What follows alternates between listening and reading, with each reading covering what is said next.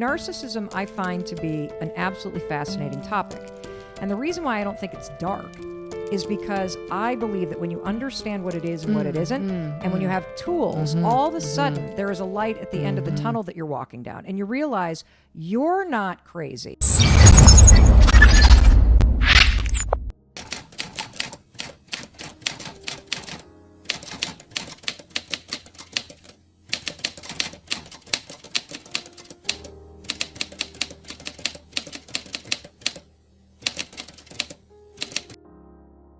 I am so excited for today's episode because I've been waiting to introduce you to a friend of mine who has profoundly changed my life. She is the world's leading expert on narcissism. She is also the host of the hit podcast, Navigating Narcissism, which has just been renewed for its second season. She is a best-selling author. She has just left academia after several decades so that she can fulfill her mission to get information out into the world to help people understand narcissism, to protect themselves from narcissism, and more importantly, to heal from the experiences of interacting, being raised by, or dating narcissists. So Dr. Ramani, I'm so excited to be here with you. I'm so happy. It's so good to see you. It's been a while. The pandemic, changed the game, right? We'd been in touch electronically. I think I'd even done something with you electronically over the pandemic. But it's such a different game to be in person. It's so good to see you, and thank you. So I mean it. You profoundly changed my life. Thank you. And the reason why is because I have, like many people, had a lot of experience with folks that are narcissists.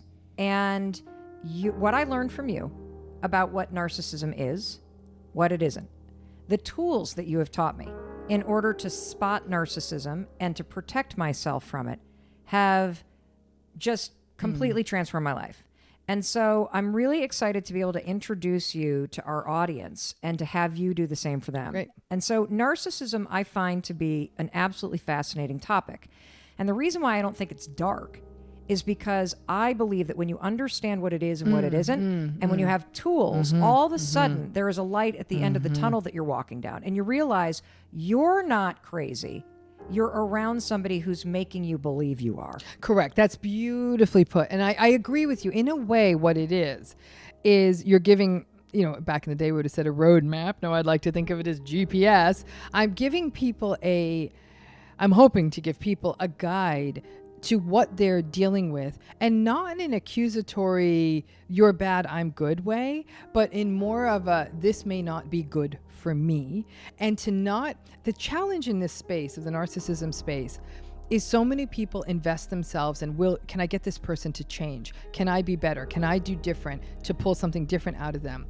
And it's to say, stop, that's not going to change, right? It's like trying to change the weather.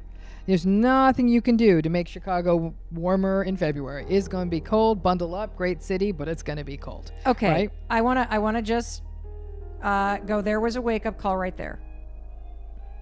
When you're done listening to this episode and you understand what narcissism is and you learn the signs to spot it, takeaway number one is you cannot change the weather in Chicago, no. and you cannot change the behavior of a narcissist. Nope. So let's start at the beginning, because people are fascinated by the topic of narcissism. The word is now thrown around all the time. What is the definition of a narcissist? Okay, so let's get I even want to go to step 0 from step 1 here, is to say narcissism is not a diagnosis. Okay. Wait, what? It's not. Everyone's like, don't diagnose people. I'm like, okay. I roll up to someone. I said, if I called you stubborn, would you tell me I'm diagnosing you? They're like, no. If I told you were agreeable, would you tell me I'm diagnosing you? No. Then why are you saying narcissism's a diagnosis when it's not? It is a personality style, just like agreeableness, just like introversion. All of those are personality styles. Nobody's getting themselves all the bee in their bonnet when we say those other things. Wait a minute. Yeah. I thought that this was like a diagnosis. See, already I'm learning stuff from you. So narcissistic personality disorder is a diagnosis, right? Okay, that is. Okay. That's a very specific, 3 words, specific. It's like, let me put it this way. No one would get mad at you if you walked up and said, gosh, you're sad. You seem a little depressed. Don't diagnose me. We'd be okay with you saying, oh, you're sad. You seem a little depressed, right? Yes. Why? Depressed actually is a kind of a clinical term, right? Depression, it's actually called major depressive disorder, is a diagnosis. That's actually more on point. But this word has got people so worked up. Don't diagnose me. It's interesting. It's a pattern that is rewarded by society, and yet people don't want to be called it. I'm like, pick a lane, folks. So let's start here. It is a personality style. It is a maladaptive style. It is an antagonistic style, but it's a style, no different than any other personality style. Okay, so just so I make sure that I'm tracking and everybody's tracking. So basically, we've collapsed 2 things when we talk about narcissism in society. There is narcissists and narcissism, which is a personality style that is maladaptive that we all might exhibit at some point. No. Oh, okay. No. I got a personality. You got a personality. People listening and watching this, they've got a personality, and that's their personality. I know. For example, Mel, I'm introverted. Okay. Everyone's like, no, you talk so much. Oh, heck no. There was a day the other day where I didn't speak to a single human being and I didn't leave my house. It was the best day of my week. And people are, aren't you sad? And we're going out. I'm like, have fun. Don't call me. Like, we're good. So I am a naturally introverted person. I am never going to be the life of the party. I am never going to want to go to a party. I am not a joiner. And after I spend time with a large group of people, I collapse into bed. Okay. Yep. That's my personality. Okay. I've been like that since all my life. All right. Okay. And that got shaped. So if that is my personality, some people aren't a little bit introverted. There's an extroverted person. If you've ever spent time with an extroverted person, they actually kind of lose their mind.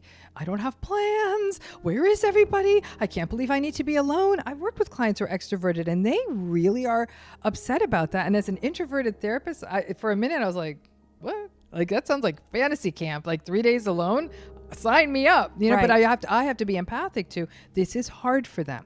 Yep. They're exhausted by being alone. I have an incredibly extroverted child, and when she's alone for 6 hours, she actually starts feeling very sad. And that's real. I can't say don't be ridiculous. Use your time alone. Like, just like if somebody said don't be ridiculous, Romney, you're at a party, you know, lighten up. It's the same thing. So that's why I'm saying you are what you are. I actually think a lot of people out there don't have narcissistic qualities. So this leads us to then what is this personality style? What is this? But there's 2 things, just so I'm tracking that we're going to talk about. We're going to talk about narcissism as a personality style. Yep. And then narcissistic personality disorder, and which is a diagnosis. It's a diagnosis. And you know what? I don't even think we should talk about it. Okay. Because the fact is, only 1 to maybe 4% of the population has this personality disorder. Okay. The vast majority of cases are never diagnosed. And it is I actually think they should get rid of the diagnosis. I think it serves no function whatsoever. I really don't. It's the only diagnosis in the world where having it means you do more harm to other people than to yourself. Most disorders are based on the distress that the person themselves are facing. A person with major depressive disorder is really struggling. A person with generalized anxiety disorder is experiencing distress. Even other personality disorders like borderline personality disorder, these are people who are having a lot of distress. Narcissistic personality disorder, as long as life's going the way they want it to, they are happy as can be. And until something goes wrong, then they make a mess, scream at everyone. And then when it goes back to the way they are, they tend to make more money. They're much more successful. They tend to have more success in dating. So this is a tough diagnosis to give out. Now, let's break down what narcissism is. Okay, great. So I just want to make sure, because this is such an interesting topic, and obviously there's lots of content out there all over the place, but you are, in my opinion, the world's leading expert on this. And so what you're basically saying is, if we just understand what a narcissistic personality is, that's enough. Yeah. Because then you can spot the signs, then you can learn to protect yourself. And if I'm going to extrapolate what you're saying, you're basically saying the 1 to 4% of people that ever get that diagnosis anyway already have the personality type, so it doesn't matter. It's just blown out of proportion, and they're finally now in therapy. And don't most narcissists don't know they're go to narcissists. therapy. That's the thing. That's what I'm saying. So there's a lot of people out there who may have this quote unquote diagnosis. They're never going to get diagnosed because they're never across the table from a licensed mental health professional who's actually the only person qualified to issue such said diagnosis. And I'm going to be honest with you, even the majority of people who have the disorder, it's never documented anywhere because the insurance company ain't going to pay for therapy for it because you can't do anything about it. So you see what I'm saying? Hold on. So that was also you just said it again. You cannot change the weather in Chicago. Nope. And you cannot do anything to change somebody with a narcissistic personality? Yeah, and let's push this a little bit further, okay? So I'm going to be sort of a provocateur here. Personality is tough. There's different schools of thought on how much personality can change, all right? There's a little wiggle room. And I think the greater a person's flexibility, psychological and personality, the healthier the person is. It's almost like your body. The more flexible you are, likely the more you work it out, the less likely you're going to develop osteoporosis and break bones and all that. Flexibility is everything. But I would say it matters more psychologically than it even means physically, right? That's why people stretch before a workout. Oh, that's interesting. Because what I'm thinking about right now is there's a pretty famous TED Talk by, I think it's Dr. Schwartz, talking about personality. And what he basically says, and now I'm realizing it's the flexibility you're talking about. He, like you, said, I'm a professor and I am very introverted. But when it matters to me, I can be flexible. I can stand in front of that, that classroom and I can profess. But the second that lecture is over, I collapse. I'm done. That's it. That's it. So the flexibility you're talking about is that an extrovert like me can shut up and be alone when it matters. An introvert like you can step in front of the mic, invite people into your home when it matters. But that flexibility is very limited. It's tied to when it's important to you, but then you go back to your baseline. Is that what you're saying? Always. And so, in fact, there is a theory, and I hope I credit it to the right person. I think it's Campbell is the one who writes about this. The idea of the rubber band theory of personality. And the idea of the rubber band is that we all have our personality. A rubber band's just sitting there in its state. That's who we are. But we can stretch it. Okay, we could stretch it a bit. But when back to baseline or even at times of stress, we go to our baseline personality, right? The challenge is that that person with a narcissistic personality not only has trouble stretching, it's not even the stretching as much as the changing. You see, here's the challenge with the narcissistic personality, which I still haven't described and I'm aware of it. Sorry. But the challenge with the narcissistic personality is that it's a very egocentric, self-serving style, right? It's designed to get them what they need. It's what helps them feel safe, what helps them feel happy, with very little regard for anyone else. Other personality styles, agreeableness. In fact, agreeableness is considered the counterweight to narcissism. So narcissism is actually what's called, it's a real personality style is disagreeableness or antagonism, right? So if narcissism's disagreeableness, agreeableness is the other side of that. Agreeable people I love agreeable people. They're the best. Like, I just would like a little commune full of them. We're never going to take over the world and we're not going to make a lot of money, but let me tell you, so fun. Empathic, warm, flexible, make accommodation for other people, follow the rules, highly ethical. That's agreeableness. Opposite of narcissism, right? So what is narcissism? So narcissism is a person who has a lack of empathy, and I'm going to talk about, or performative empathy, which I'm going to get to in a minute. Okay, but they have inconsistent or low empathy. They're very entitled. They're arrogant. They're egocentric. They're chronically validation and admiration seeking. They need to be in control all the time. They are poorly emotionally regulated, prone to show strong shows of rage if they're frustrated or disappointed or aren't getting their way. They're very easily provoked and very thin-skinned. If anyone gives them feedback or criticism, like, "Rah!" They just rage very quickly. They can't regulate themselves at those times. They're very pretentious. They tend to be very superficial. The list goes. It's that kind of stuff. Now, the core of narcissism is a deep insecurity. And that's the piece we forget. These are not people actually who, at their most primal unconscious level, believe they're hype. All of this stuff is to create almost a suit of armor around that unprocessed insecurity.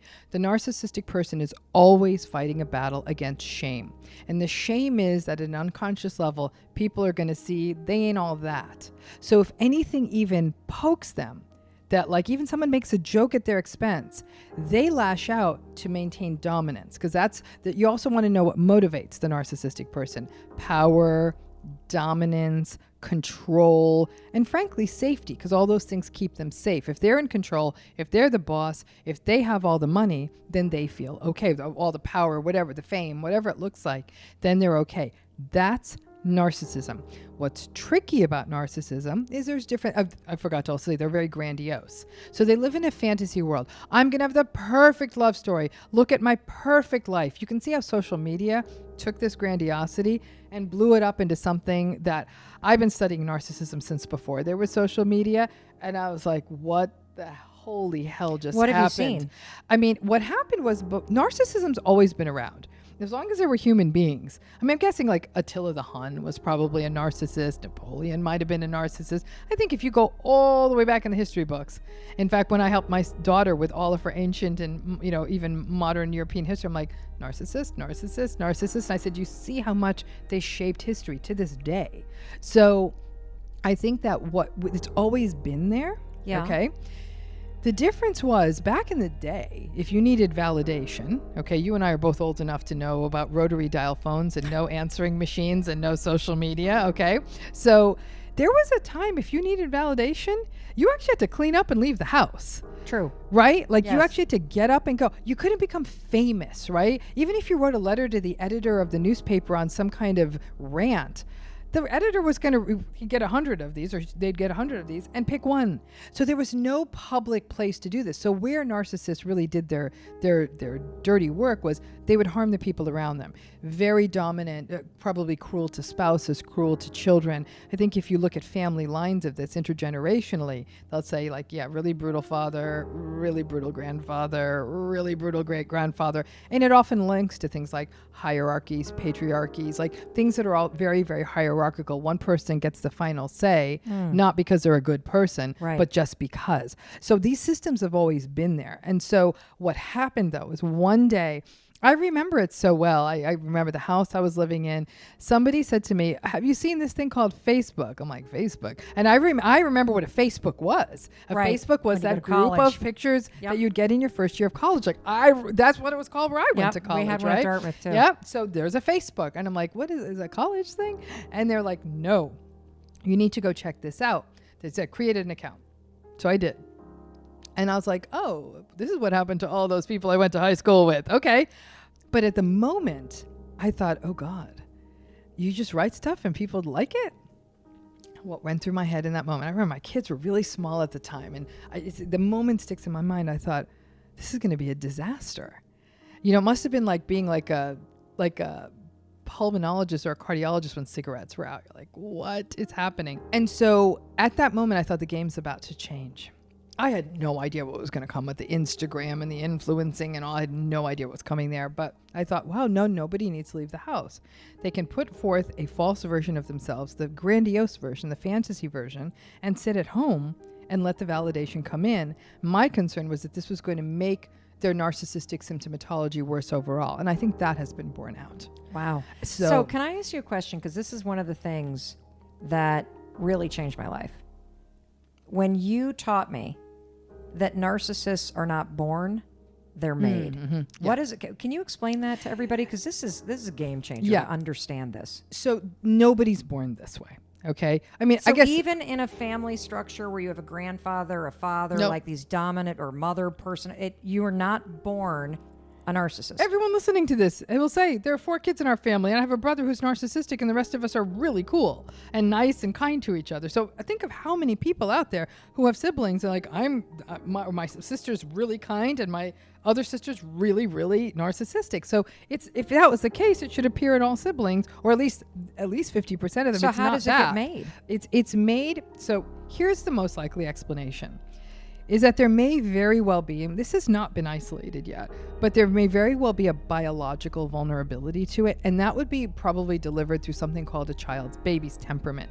Temperament is the genetic part of our personality. Anyone who spent time around a baby will know some kids soothe really easily. Some kids are they're easy, smiley, friendly babies. They're really sweet kids, right? Right.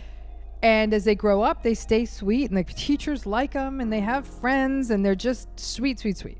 Then there are those kids who will not stop crying, and they're demanding. And as they grow up, look at me, look at me, look at me, look at me, look at me. And they're always doing things for attention, and they're disruptive, and they won't sit still. And as they enter preschool and school, the teachers always, shh, sit down, stop that. So they're already starting to get kind of bad vibes from their constant attention-seeking behavior. It's probably an interaction effect. The kid may not be getting enough attention or attachment needs met. So you have this biological vulnerability. Yep. In the hands of a skilled, attached, warm, present, loving, consistent parent, that might be manageable. And that sort of energy might get turned into athletic interest or creative interest, and that child won't feel pathologized for their style. But I hate to say it, probably for the majority of kids with that style, it's a lot of stop that, sit down. Can't you be more like your sister? You're going in the corner. You're making a mess. You're going to the principal. So that kid is getting invalidated every time they turn around. That invalidation plus the temperament, plus the possibility that they don't have an environment where there's a possibility for secure attachment, plus the possibility of trauma, chaos, and neglect. That's one pathway to develop a narcissist. So if I can just make sure I'm understanding, what you're basically saying is, even regardless of temperament, if you're not getting your emotional needs met, if you do not feel safe and secure in your house, if you have a parent that abandons you, a parent that's abusive, somebody with mental illness and addiction, somebody who's unpredictable, that you as a child don't feel safe or you don't feel seen, all those emotional needs, and that's what leads to narcissism? But not always. In fact, I wouldn't say the vast majority of the time. Many people grew up in situations like that, of trauma, of neglect, of abuse, of chaos. And they do not go on to become narcissistic. They typically go on to become rather anxious adults with poor self-appraisal, who don't know their value and worth, a whole nother different burden to carry. But the narcissist... No, I was actually talking about myself, my dear. So yeah, that's all me. So it's but at the end of it, what we see is that it's still, the problem is that these paths aren't linear. I always say narcissism is a story, the development of narcissism is a story we can tell backwards, but never forwards. Oh. So if I'm thinking, I have some clients who have been through horrific early childhood trauma, horrific, physical abuse, sexual abuse, violence. They grew up in chaos. To tell you that these are some of the most empathic, loving human beings I've ever met would be actually missing the mark. They're just solid people. If anything, they don't understand their value. Like their harm is very internalized. It's like, I'm not good enough, I'm not doing enough, but there's so much goodness, so much empathy. They've gone on to become amazing parents, all of that, right? So that early chaos does not damn someone by a long shot. But it does set up these what are called adverse childhood experiences. It definitely, if we view this from a probability standpoint, there's more negative outcomes that could come, either internalized, disliking oneself, or externalized, and that's more of what narcissism could potentially look like. Now, there's a secondary path to narcissism. Okay. And that secondary path is actually one we probably should be monitoring in modern times quite a bit, which is the overindulged child. The child who gets whatever they want. Money is spent on them lavishly. You're so great. You're so smart. There was a study done out of Amsterdam. Now, it'll be interesting to see what happens when these kids turn into adults. He was studying children. But what he found, this guy, I think his name was Eddie Brummelmans at the University of Amsterdam, and what he found was that children who were told they are more special than other children, those were the kids that were already showing entitlement and other sort of soft signs of narcissism. So it's not that you're telling your child they're special. It's that you're more special than somebody else. Oh. That was sort of the penny drop moment, which is very much what you could imagine a more narcissistic parent doing. My child is more special than the other children. My child deserves special treatment. My child should play the whole game. My child should get this. My child should get that. But you're looking at kids where they're not taught there's three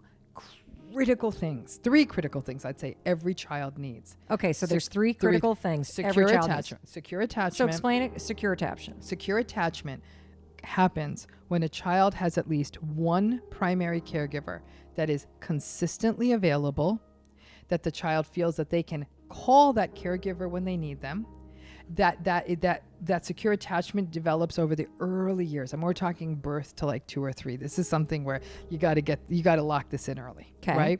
That securely attached child in those early experiments done by John Bowlby and Mary Ainsworth, sort of seminal work in the field, what they found was that the child who was securely attached, when mom would leave them in a strange situation, that would be preschool or babysitter or something like that, the child would whimper a little, like, where are you going? But then they would actually calm down very quickly with the soothing of a caregiver. And then when the parent came back to pick them up, the child would be thrilled to see them. In children who are more anxiously or avoidantly or insecurely attached, there would be almost difficult to soothe when at the point the parent came back, and more importantly, when the parent left. So they'd be difficult to soothe when the parent left, and when the parent came back, the child would actually either go into absolutely like another meltdown, almost like, how could you leave me, or they'd turn their head away from the parent. You see, whereas that securely attached child would actually be happy to see the parent when they return. See? Okay. So now that secure attachment is number one, and that's created by consistency and availability in that early environment. You need one parent doing that, and one primary caregiver, to be honest. It's anyone, whoever that child identifies as such. Number two is that children need to learn how to soothe themselves, and they need to learn how to be disappointed. Okay, and we're not letting them do that. Like, sometimes you fail. Sometimes you don't get the teacher you want. Sometimes they run out of chocolate ice cream by the time you get up. And you know what? Sometimes you lose at Chutes and Ladders. I remember like saying, I'm going to win this game. And the other people are like, don't let them win. I ain't going to let them win. I'm getting up to the top of the Chutes and Ladders and I'm going to win. And I'm saying, wow, that felt good. And when my daughter said, that's not fair, I said, oh, ho, ho, ho. I won this game. Let's be present with me winning. You want to play again? Sure, we can do that again. But you need to learn to be present, that not every outcome is the way you're going to want it to be. That's number two. Number three is empathy. You've got to foster empathy in children and foster compassion. That can be through books they read, stories they experience, sure, but above all else, in the home. How do they learn that? It's modeled for them. They see parents empathizing or caregivers empathizing with each other. They see extended family empathizing with each other. They see empathy in the classroom. They see empathy in the world. And you can imagine a child who sees none of that, or the parent is acting in a very entitled manner, like, oh, let's just go to the head of the line. We're more important than these people. Or, oh, gosh, we're not sitting in that line. All these things parents do that they think are innocuous in an airport, at a soccer game, at a theme park. Your kid's learning, and their brain is just an explosion of neurons and dendrites, and that's getting filed away under we're special.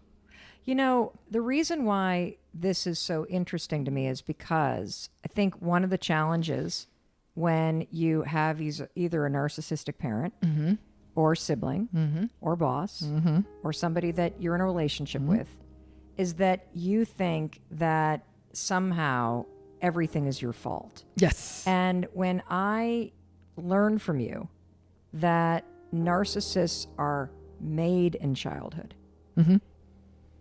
it just opened up this door for me to go, oh, wow. So they didn't choose to be this way. They're not consciously doing this. It's what it is. It's a regulation issue, right? So it's the sense that a narcissistic person never quite feels safe in the world. Right?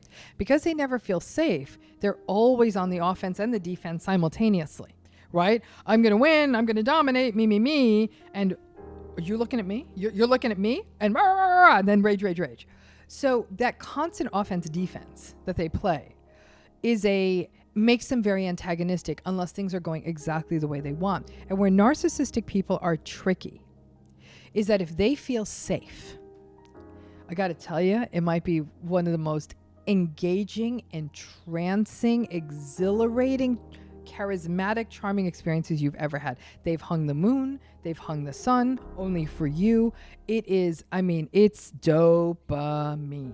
Okay? It's literally a Jekyll and Hyde experience. Really, it is. But then at a time they don't feel safe or they're bored, it's over. And people will spend their lives trying to get back to that hung the sun, hung the moon kind of a moment. And they really don't have any more use for you anymore. Then that's it. You ain't going to feel that again. Well, let's talk about what are the 5 warning signs that someone's a narcissist? So I would say number 1 would be that they're very reactive if they experience any form of feedback or criticism. So if you say anything, even like a really thoughtful critique, like, I would consider rewriting this paragraph, throw the paper in your face. Really? Oh, so you're James Joyce? You write it, that kind of thing. So very reactive, very quick. Okay. Number 2, oppositionality. If you tell them to do something, they'll go out of their way. They don't like being told what to do. So you might ask them, could you wear a mask? That was a big one during the pandemic. Could you wear a mask? Yeah. How dare you tell me to do this? Could you not park there? That's reserved parking for the people who are coming to get, for whatever reason. How can these spots aren't you? I'm parking right here. If you tell them to do something, it is as though they feel they're being dominated and controlled. They ain't having that. That's another thing, as you see oppositionality. Their empathy is very superficial. Some people say, no, they had empathy. I'm like, talk to me about that empathy. And what you'll see is that it is very performative. It's very superficial. Like, so can you give us an example? An example might be, oh my gosh, your brother's sick? Oh, wow. That's got to be really, really hard. Are you okay? That sounds nice. Okay. Then very quickly it'll be like, and now you want to talk about, like, I'm the other person now. Yeah, I know he's been sick, but it's brought up all this other stuff for me. Like, I'm really feeling like lost, and I'm realizing how much my brother is and then the narcissist is going to be doing a lot of like this. They don't want to hear it. So they'll come in with, I always say this, narcissistic folks are great at thank you cards and thank you gifts, but they're really bad at true gratitude. So they will be seemingly empathic, but as soon as you go in a little deeper, like you're actually really talking about how your brother's illness affected you, now you'll see they'll tune out, like, woo, too much emotion coming their way, too much need. So it's very quicksilver, what I call thank you card empathy. Like, it'll seem so on point, but they're not really present with you. They'll cry at a movie, but when that same exact thing happens in their life, they're actually treating the other person badly, and they don't even connect it to, like, you were just crying when that man beat someone in the story, and then yet you were threatening like, how do you not see? And they don't see it. They do not see it. So there is a performative quality to the empathy, and there's also a transactional quality to their empathy. They'll be really warm to you when they need something, but when they get it, they'll actually click out. And that's a really bad feeling, because you recognize, oh, they were just nice to me to get that thing. So I'd say it's this inconsistent, performative, sort of pseudo superficial empathy. That's another thing. The fourth, I would say, is egocentricity. It's really hard for them to not hijack a conversation, interrupt people, and constantly make it about themselves. So even when somebody might say, I went abroad for my very first trip and it was amazing, and I went on an airplane and I did this and I did that, I got my first passport, like, really sweet. It's so beautiful to hear people, and you just sort of drink it all in. The narcissistic person, give them like 3 minutes and they'll like, what airline did you take? Yeah, no, I take that airline. It's not that great. Oh, what hotel did you stay in? Like, oh, the hotel I'd recommend in Rome is this. It's, I went there. I went to that restaurant, and it just becomes, now it's their travelogue, and they're yammering on. They just love to hold court, and it's always, the conversation always steers back to them. They cannot simply be present with somebody else telling a story, or will interrupt, or will sort of be contemptuous and be like that. There'll be a lot, I'll do that for the camera, like a lot of like, oh my gosh, we're listening to this sort of like summer vacation story. Great. What a good use of my time. If anyone's ever watched Succession, I'd say the best contemptuous narcissist performance I've ever seen in my life is Roman, played by Kieran Culkin. Never have I seen that narcissistic contempt so consistently played by a character. That if you want to know what that looks like, watch Succession. Is that the same thing as triangulation? No. So triangulation is creating chaos in environments. So is that a fifth sign to look for a triangulation? I would say that it's hard to look for triangulation. You have to look for the soft signs of triangulation, which be gossip, talking badly about other people, trying to get the goods on other people. So they're always trying to like sort of talk to me about this person, talk to me about that person. And then you'll come to find out they're doing the same thing about you to someone else. Yeah. Wow. And what is the fifth sign if it's not that sort of soft triangulation thing? I would say then it's constantly having to put other people down to lift them up. You know, he thinks he got the right Tesla.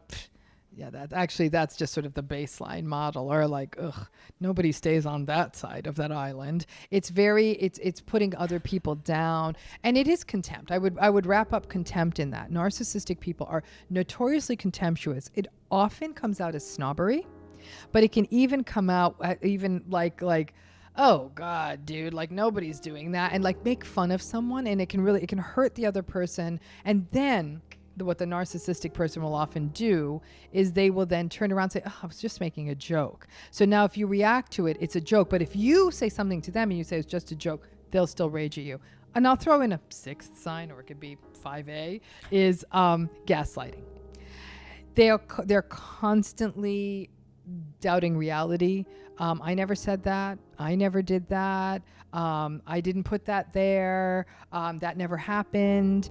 And then when you try to push back on that, they'll say, oh my God, you're so sensitive. Or have you seen a shrink? Because people don't usually react the way you are. So they leave you feeling as though you're impaired. So I'd say that gaslighting is, like I said, 5A, because I gave you contempt as 5. Well, okay. So I don't know if anybody else listening is having the experience I'm having right now, where I have a pit in my stomach because I have at least one person, very prominent person, that I have in my mind in my life, and I'm like, check, check, check, check, check.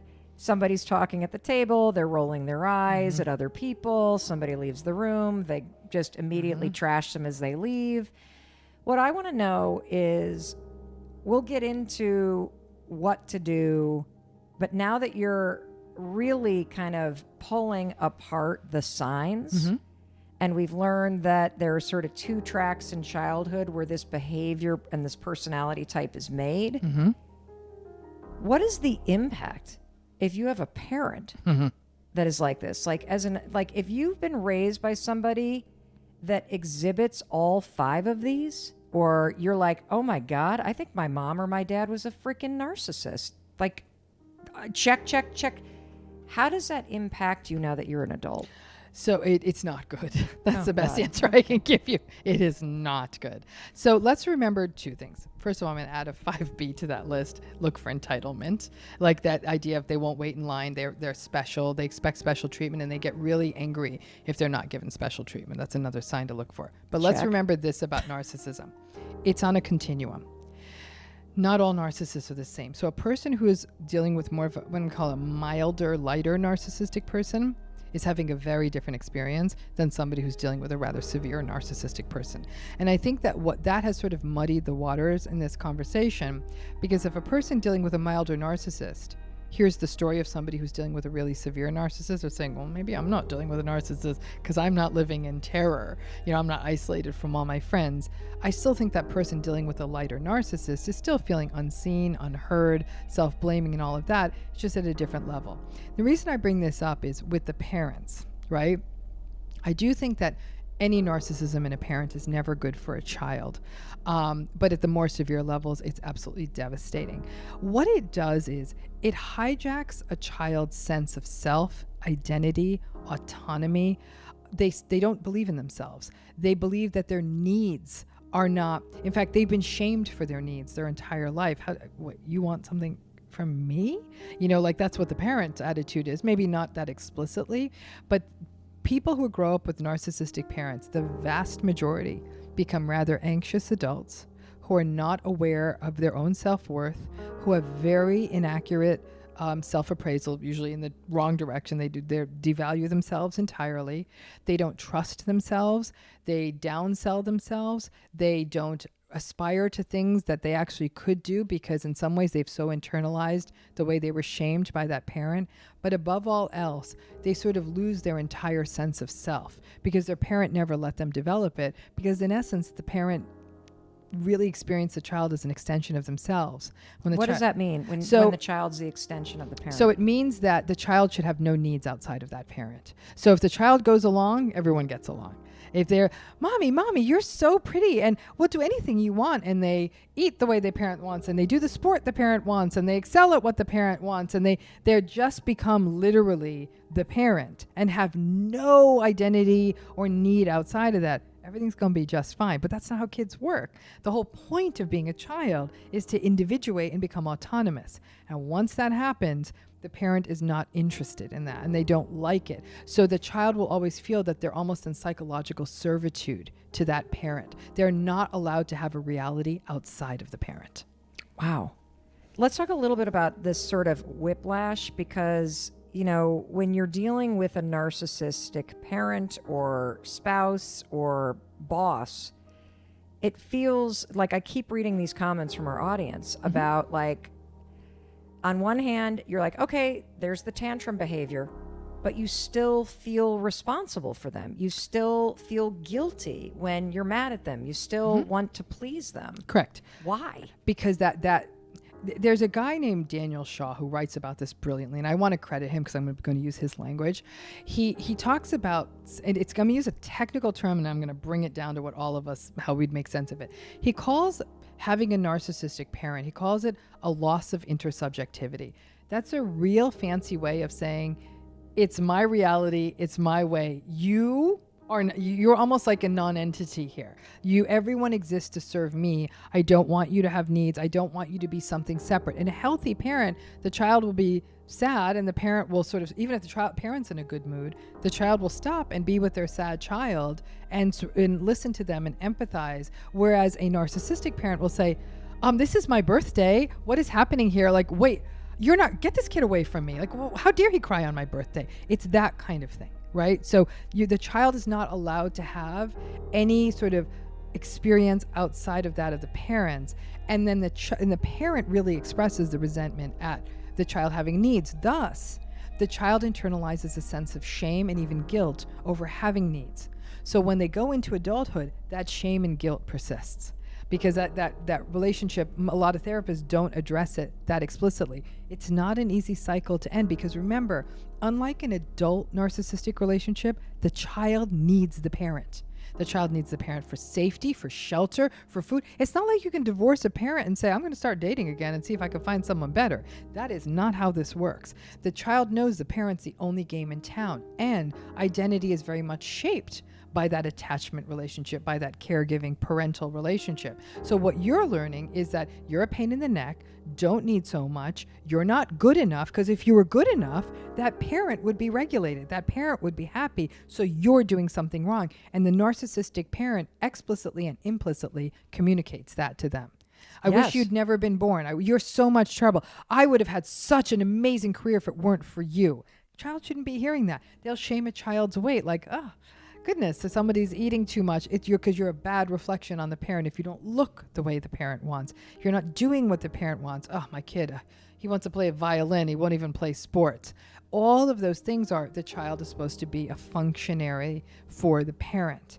And so as that person goes into adulthood, I would actually say it's almost a 3-part whiplash. There is the sense of, you know what the tantrum is, you see it coming. Mm-hmm. You then have the experience of, is this my fault? I need to calm them down. I feel bad. And then you have the third experience that you may still have some good moments with that parent. Yes. That parent may be really smart, really interesting, really fun. I mean, in fact, a lot of people say, as I got older, there were parts of my parent I enjoyed because I'd noticed there was something fun, but I still felt the shaming and the blaming. And it's very interesting for a lot of narcissistic parents. They like babies because babies are sort of like an accessory, like a bag. You can kind of take them around, like, and show them around town. Once they stop being baggable and carryable, not so interested anymore, not so cute on social media. Then there's this huge long period where that child needs more than it can give back. Then the child gets into late adolescent and early adulthood. The parent's interested again. They can go out to dinner with them. They can go to a bar with them. They can go on an interesting vacation with them. They can bring them into the family business. And so now they're interested in their kid. And for some kids who desperately wanted that love, they go all in on that. They're like, Right. I'm going to play tennis with my dad, or I'm going to help my mom in her business, because now I'm going to get that love, the love you wanted when you were 4 and you couldn't quite work in the family business. So now that trauma, and that's where we get to this idea of the trauma bond. Okay, let's talk about this, because I know that what's happening as you're listening to this is you're probably going ding, ding, ding, ding, ding. And we're focusing on parents right now, but we are going to get into romantic relationships. But I think it's an important distinction that with the parent-child relationship, you are there. Like, you don't have an option. You don't have an option. So what do you do now if you're sitting there listening to this and you're going, oh my God, that's me? And I do keep jumping back into the fire. It's like this, are they super hostile? Or, are they loving me? Did I get it right and now I'm getting affection? Or are they trying to annihilate me because they're not getting what they need from me and I'm not behaving? So Right. as an adult now, if you're going, this is me, what do you do? So a couple things. All right. Number one, I am not going to sugarcoat this and say there's like 3 easy steps to pushing back from a narcissistic parent. This ain't TikTok, folks. Like, this is hard work. Okay. There is no 3-step, 5-step, 10-step, or even 172-step plan here. Okay. It is. I'm going to take a deep breath because I need every one of you to hear this is not TikTok. Okay. You need to wake up and realize that, first of all, you're not changing the weather in Chicago. And you're not going to change the personality type if your parent is a narcissist or you are in love with one. Okay. It's okay. So number one is the acknowledgement. And this is the hardest part of all.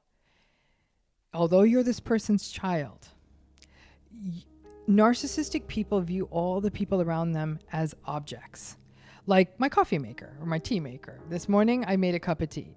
I don't think about my tea maker unless I want a cup of tea. When I want a cup of tea, me and my tea maker interact. The rest of the day, don't think about it once. At all? At all. Why would I? I don't need a cup of tea, right? And that's how a narcissistic person thinks about other people. Do I need something from you? Yeah. Do I need something from you? Oh yeah, I do need something from you. Now you're my central focus. I'm thinking about only you.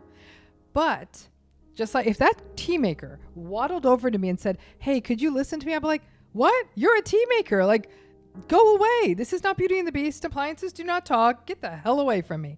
You are a tea maker. Learn your place. So for a narcissistic person, we all serve a function for them.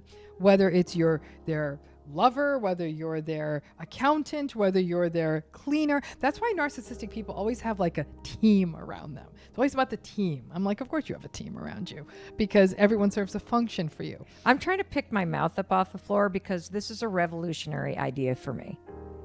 That a narcissistic person isn't ever thinking about you unless they need something for you. Exactly. And yet, if you have ever been in a serious relationship with a narcissist or you were raised by one, you think about them all the time.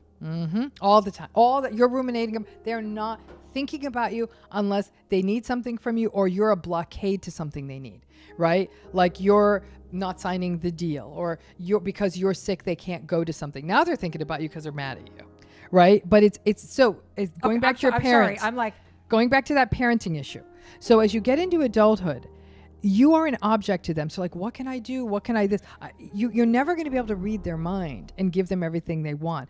You will never be able to. None of us are mind readers. You're never going to be able to fully anticipate. And what's so sad is people who are all in with narcissistic parents or even narcissistic partners will literally try to devote their lives to anticipating the narcissistic person's every need so they can finally win them over, that they could do it just right. So that's not possible because none of us are mind readers. Remember that? so what do? You give up. You at that point, you're like, okay, I can only be the best person I can be. Live in a way that's in line with your own values, right? Now, this is why I'm saying that this is not an easy TikTok strategy. Because even as you do that, even when the day comes, you realize my parent's never going to end, my parent is never going to change. None of this is my fault. It's really just my genetic bad luck that this is the parent I pulled. Yeah. Again, I am not responsible for any of this. I need to stop taking my bucket to an empty well. They are never going to notice me. They are never going to have empathy for me. I cannot live my life as a sacrifice to them and forever keep trying to please them and not living my own true, authentic path. All of those things are important. Here's the part that I'm saying is never, this is just the work, and then when you tell your parent, no, I'm not coming to dinner this Sunday. I'm not. I didn't feel good last month. I'm taking a pass. Really? You're not coming? I was making that special thing and I really miss you and I'm thinking of you.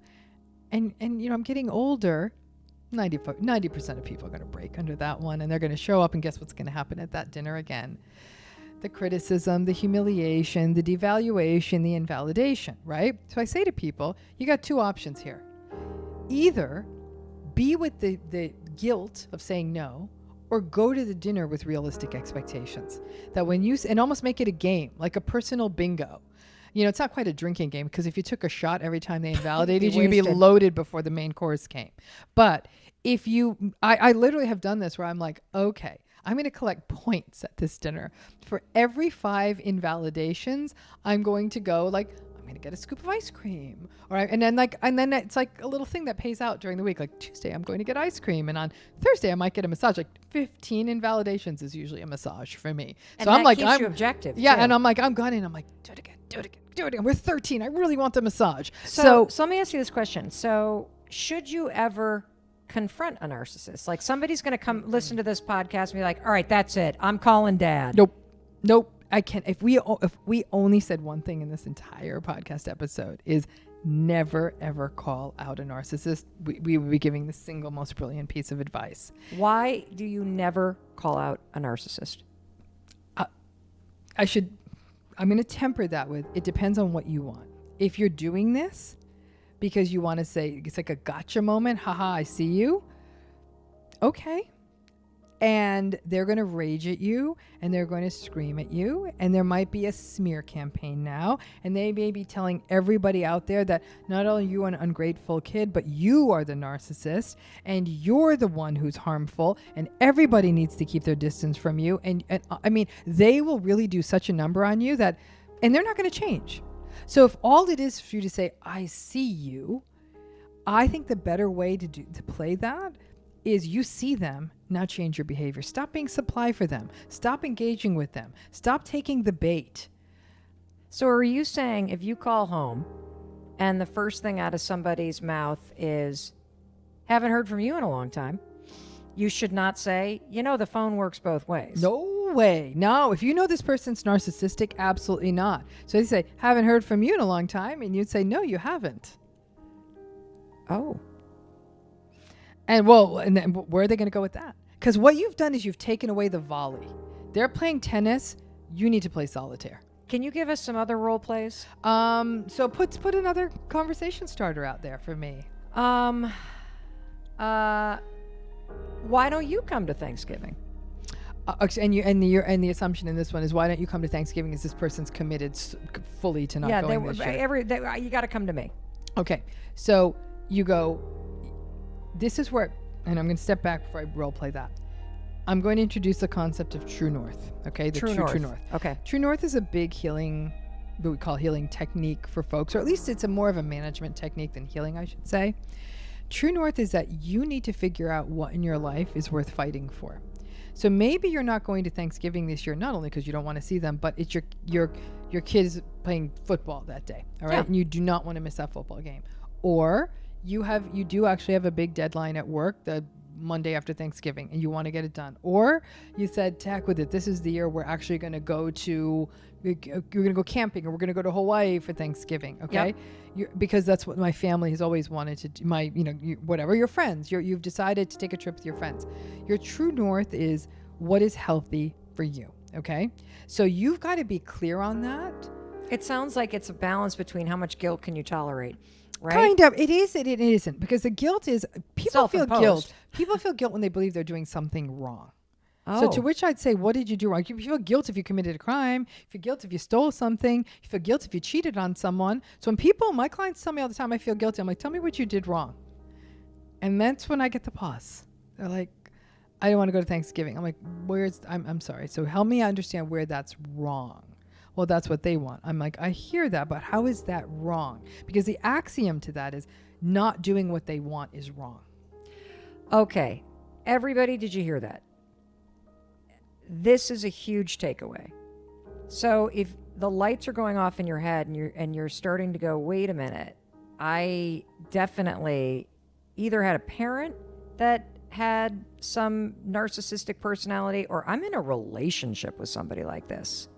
The reason why you feel guilty is because if you don't do what they say, that's wrong. Correct. That's exactly. That's what you were trained to believe. You were trained to believe that is. And if you had a parent like that, and let's say this is even happening in your committed relationship or your marriage, then that's another time when you're almost indoctrinated into believing not doing what another person wants is wrong. And I like make the argument about it for me. This is foundational. Because what happens is the tantrum throwing. Yes. The shaming, the gas. I didn't say that. Like all the adolescent tantrum Correct. behavior. Adolescent, toddler. Yeah, is what actually has trained you to believe that not doing something that person wants is wrong. That's why you feel guilty. That's why you feel guilty. Holy shit. Yeah. Wow. How the hell do you get rid of that programming? Well, first of all, is one of the only paths forward to healing is getting comfortable with being uncomfortable. Right? I don't like that answer. And I know people don't like that answer. And I'll tell you why. Everyone goes to the damn gym and they lift the weights and they do this and they're crossfitting that and they're in pain because they want a hot ass or they want abs or they want arms and they want to look good. Why are you willing to tolerate pain there and you're not willing to tolerate pain here? Pain's pain, folks. Oh, okay. I mean, I thought I had learned everything there was to learn about narcissism from you, but I'm having major breakthroughs right now and insights.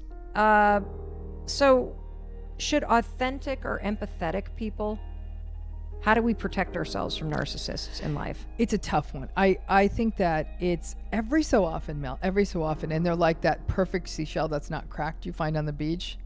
I find these people who've actually never encountered I find these people who have never encountered narcissism. They had two loving parents. They grew up in a happy home. They love all their siblings. They met someone in college. They fell in love. They both got good jobs. I hate these people. I No, just kidding. Yeah, I do. I wish this was I'm everybody, happy for honestly. them. I'm happy for them. And those people just, like, you talk about narcissism to them, and I could be talking about, like, the, like, just some sort of, like, they think I have a tinfoil hat on. They really do. And I get it because they have absolutely no schema for that. But going back to the world of the authentic and the empathic, that's also, especially the authentic folks, it's a rare group. Here's the thing about authenticity, Mel, and something we lose, and I think it really gets brought into stark relief when we're talking about narcissism. People talk about authenticity like it's an easy thing. The hardest thing in the world is to be authentic, because to be authentic is to be unpopular. To be authentic is to blaze your own trail, even when other people are clucking at you and stigmatizing you and giving you the side eye. What are you doing? Like, people don't do that. You're supposed to do the sort of missionary position, follow the rules kind of life. And authentic people say, no, that's not who I am. That's not what I'm about. Authentic people are very clear on their values, what they stand for, what matters for them. And so I'm not saying that authentic people don't feel guilt. They'll feel tremendous guilt, but they'll also feel committed to the potential within them and the people they care about. And to say, ultimately, giving in to this person's abuse is not doing, honestly, me any favors for sure. It's not doing my kids any favors. It's not doing the people I care about any favors. And it's actually not doing them any favors because it's reinforcing them in this sick cycle. And I don't want to be part of this. So we've got to get away from the idea that authenticity is easy. Authentic people actually often have smaller social networks than other people because they've culled away all the dead weight. They've cleared away all the branches that are dead. Like they said, no, I will not have people around me that are unhealthy, that are invalidating. I mean, it is a brave stand, and it's not an easy stand. And some people say authentic people are selfish, they're cold, they're uppity. They'll really paint them in like, oh, who do you think you are that you get to do that? And all the authentic person is doing is trying to draw a boundary against unhealthy people. It is not easy to do because a lot of people feel like you got to go, you have to put up with the unhealthy people. That's what we do. Families stick together and all that kind of stuff. And to which I say, no. I mean, why would we punish a person for, again, genetic bad luck for the rest of their lives? Is it normal for people to listen to you and start to worry? Am I a narcissist? Because I'm also sitting here going, oh my God, I kind of sound like this sometimes, like when I'm frustrated. Like, is this me? Like now I'm starting to worry. Like, did this get like, is this my personality? So here's the thing. Not all of us, and sometimes even every day, have moments when we're not graceful. What we need to look at is how quickly and how authentically we make amends. So if you snap at someone at work, that you catch that and within, very quickly say, that was not okay. I take responsibility for that. You were not responsible for that. I was having a bad day, but that's not your problem. And so I apologize. That when we do those things, now no narcissistic person in the world is ever going to do that unless a publicist makes them, and then you can tell don't want to do it, or because they're trying to save face, or they'll say, my favorite, the narcissistic apology, which is, I'm sorry you feel that way. That's how narcissists apologize. I'm sorry you feel that way. Oh, I'm like, oh, hell no. The minute I hear that, I'm like, this conversation's done. And I don't storm off. You got to learn your sort of like nod, Mona Lisa smile, and say, I got to jump. Now, some people say that's passive aggressive. Well, there's no path forward. And if I'm not in the mood for a fight, you'll say, okay, I gotta jump. Thanks again. And then close off the conversation and whatever else needs to get done. Now, before we jump into the dynamics of romantic relationships and narcissism and how to know whether or not you're dating one or you're married to one, although I'd suppose if you're married to one, you probably know it. But can you talk a little bit about family roles where there are narcissistic parents? I found that to be fascinating. Yeah. So in a narcissistic family, and is assuming there's more than one child, and even if there's not, that child could still be placed in a role. We have some sort of classical roles that kids fall into, and roles are never healthy in a family system because in a way you can see that each of these children are either being put in the role or have taken on this role as a survival need versus a child just getting to be a child, right? So the number one classical role is sort of the golden child, right? This is the child who has been anointed by the narcissistic parent. It could be that child it resembles the parent. The child is getting a lot of validation from the world. They may be good at something, and so that they're the one who is always I don't know, doing well at sport, or people like them, or they sing well, or whatever it may be, that the parent is like getting a lot of validation, so they make that child the golden child. Now usually to have a golden child you need another sibling to sort of create that dynamic, because that other child's not the golden child, right? So it's clear there's sort of a chosen child in the household. Do golden children remain golden children permanently? Not necessarily. If there's a point at which the golden child decides to step out of ranks or do something that aggravates the narcissistic parent, the crown shall be removed from their head. The other primary role in these families is the scapegoat. Now, the scapegoat gets the worst of it. And I would say in some cases, the scapegoats get it so terribly in narcissistic families, they come out of childhood with something that looks like complex trauma. They are constantly criticized, compared to other kids. They're literally not given, one kid's tuition will be paid for and this scapegoats will not. The scapegoat will be expected to get a summer job to help the family. The golden child will get to go to some special camp. Like it's a stark marked difference. The scapegoat will endure abuse that other siblings in the family don't don't endure. Why is the scapegoat the scapegoat? It's hard to know. I've heard every reason in the book. The scapegoat simply knows they're the scapegoat. And it is actually because the scapegoat is a terrible legacy to take into adulthood, because they will forever wonder why. What was it about me? What do you have to say to somebody who's listening saying, that was me? We'll start with trauma work, validation of their experience. Because for a lot of scapegoats, they were told you were treated no differently. So we start with straight up, you were treated differently. What that happened. And that's the foundation. And you kind of grow from there. And that this was real. And that then you explain to them how narcissistic families work and how narcissistic personalities work. Because ultimately it wasn't their fault. It wasn't the scapegoat's fault. The next type is what I call sort of the helper. The helper child is almost like a sort of a personal assistant. They are constantly exhausting themselves to do things for the parent. They may watch younger siblings. They might try to keep the house clean. They'll feel like they have to do this, not to be like a responsible player in the household, like everyone doing their part, but because they feel that this is the only way to get seen, recognized, or avoid the narcissistic parent's abuse. Another type of child we see is the fixer. The fixer is almost like this mini diplomat who's trying to insert themselves in at all times, trying to make sure, like, for example, if you have a narcissistic parent and a non-narcissistic parent, there can be really terrible verbal abuse, sometimes even violence, but more verbal, emotional abuse. And that fixer child will constantly be inserting themselves. And they're almost like a court jester to keep the parents from fighting. They will stay up later than they want to make sure that the parents don't argue. They'll often sometimes even fall on the grenade so that they'll sometimes try to protect the scapegoat. So that's the fixer. One thing that really struck me in what you're saying is having one parent versus two. I guess I just assumed there was always one. Oh, there can be two. Two narcissists are attracted to each other? Oh, heck yeah. Why? Flashy, superficial, grandiose. We're going to be the greatest thing ever. We're going to save the world together. I'm hot. You're hot. Let's go be hot and save the world. You don't think those people are drawn together? Oh, actually, that's true. You see them all over social media. Social media, LA, all the time. And that's a nightmare scenario for a child, because they only pay attention for their children when it's a good social media moment. Like, I'm a mom blogger. And they've got their sort of teeth whitened kind of husband smiling, and the children are in white shirts. White shirts. Who puts a child in a white shirt? I don't think I never owned anything white for my children. Now they're like in their 20s. So no, but they've got the white shirt and the white teeth and the look at us.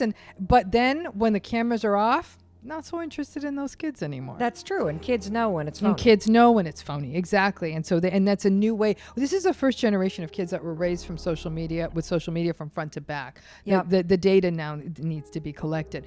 But we've forgotten about the truth teller. The truth teller is a profound child in the narcissistic environment. This is the kid who sees it and gets it. And they don't have a vocabulary for it. In some ways, they're a bit horrified because they're like, oh, God. And the truth teller struggles. The truth teller may have fantasies of like, oh, my gosh, I wish this parent would leave, or I hope they never come back. They're terrible. This is awful. Now, the truth teller can overlap. You'll have scapegoats who are truth tellers. You'll have helpers. The helpers, not so much. The poor helpers are sort of like lost in their trying to make mom a martini kind of thing. But the scapegoats can sometimes be truth tellers. But the truth teller can sometimes ultimately be scapegoated, because in a weird way, the narcissistic parent almost has this sense that little kid has their number. And it brings up a lot of shame for that parent, so they'll try to silence that child and almost do the equivalent of almost like excommunicating them, like putting them in the cheap seats, and ultimately, like I said, scapegoating them. And then every so often there's the brainwashed child who thinks the narcissistic parent is just great and doesn't see it even into adulthood.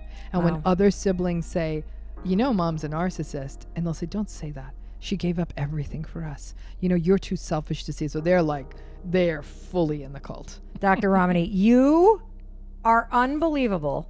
Thank you for my personal therapy session. Funny how that happens. Oh my gosh. I learned so much, and I think there were a number of things that really stood out to me. Obviously, you can't change the weather in Chicago. That's relieving.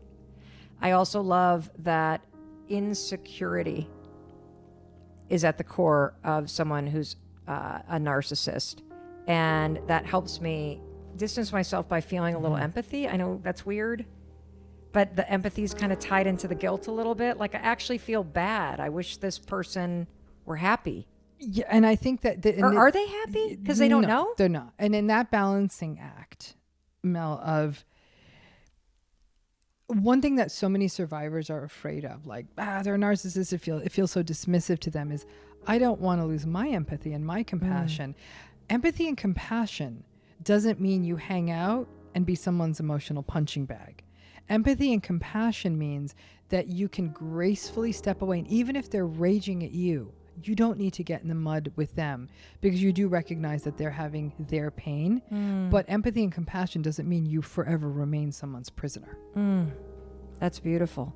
The other thing that I learned in this episode that was incredibly helpful, and I'm sure it was helpful for everybody else, is the moment that you said, when we role played about the calling, you know, like, I haven't heard from you in a while. That idea that they're not thinking about you unless they need you. Correct. Even though they're suffering? They need supply, right? Narcissistic people care deeply how things look to the world. So it looks good to the world if you show up for dinner, if you show up for Thanksgiving, whatever it is, right? That's what it is that their supply comes from. It's not, did we have a loving, compassionate Thanksgiving, even if we ate it out of takeout boxes, is does it all look good? Doesn't matter if everyone's miserable. I mean, if I screamed at everyone, I need the picture, I need the picture, I need the picture, right? So it's supply. It's all about narcissistic supply. So they need you there. They need someone there. By and large, narcissistic people need other people. Some narcissists are introverted, but by and large, it's an extroversion pattern we see in them. But it's the I need to look good. I need you to tell me I'm great. I need you to come over, and I need to feel like, look at me, I've got a big family. Not that they care about the people in the family. It's just like, look at everyone around the table. This is my family. Like, you're a thing, you know, versus human beings who may actually that year may have had an incredibly difficult year, and that's a year you don't want to get on the plane, or you don't want to drive the 4 hours, or you've been not feeling well, and you're for a compassionate family member to say, hey, listen, I'll even I'm going to send you some take-in. Get some rest. I love you. Like, Thanksgiving is about that we care. Wait, people do that? Yes, they do. And again, those are our agreeable folks, but no narcissistic person's ever going to do that. And that, imagine though that was your reality, that someone's like, hey, you need to do what feel. You'd want to show up. You're like, hell no, I'm driving through a snowstorm to get to you. It's too cool to spend time with you. So the very person who'd give you permission to say, you need to do what feels right for you, is exactly the person you would probably trudge through like the rain to get to. Whereas the narcissistic people, they feel entitled to you being there when they want you there. Which is why you also experience a lot of rage, right? Okay, this has been so amazing. Now, when we let our audience know that we were going to have you on, the comments, the forums blew up with questions about dating and work. And so we're going to have you back. We got to do part 2 of this conversation. Do it. And we have to focus on dating, how to spot it, what to do. I want to talk about work. And so we will definitely have you back. But you also have a tremendous amount of resources for people. And I know that you're thinking as you're listening to this or you're watching us on YouTube that, okay, I got to dig in deeper. I want to go deeper into my own healing. And so I'm super excited that you have so many resources. And so we're going to link to everything, everybody, in the show notes and also in the comments here on YouTube. But I would love for you to tell everybody where they can find you and how they can dig in deeper with you. So I'd say the best first stop is our YouTube channel, my YouTube channel. Will you tell them the URL? So it's Dr. Romani. We'll keep it simple. Just Dr. Romani, go to YouTube. And it is an incredibly comprehensive, and every day we post a new video. And this is now very much a channel that is growing in response to what people want. We get dozens of content suggestions a day, sit with them, take them apart, figure out which ones would be a good thing for people to hear about. And so this is now a channel that's very responsive to the wonderful, wonderful audience that we have. So that's a great place to start.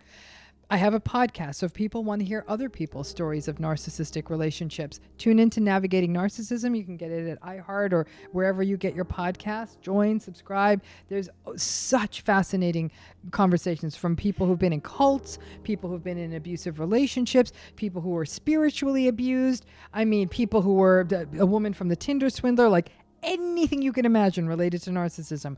We're hearing the stories, and we often tend to focus so much on the bad narcissistic cult leader or whatever. Now we're talking to the survivors. This is a forum for the survivors. I love that, because here's the thing, everybody.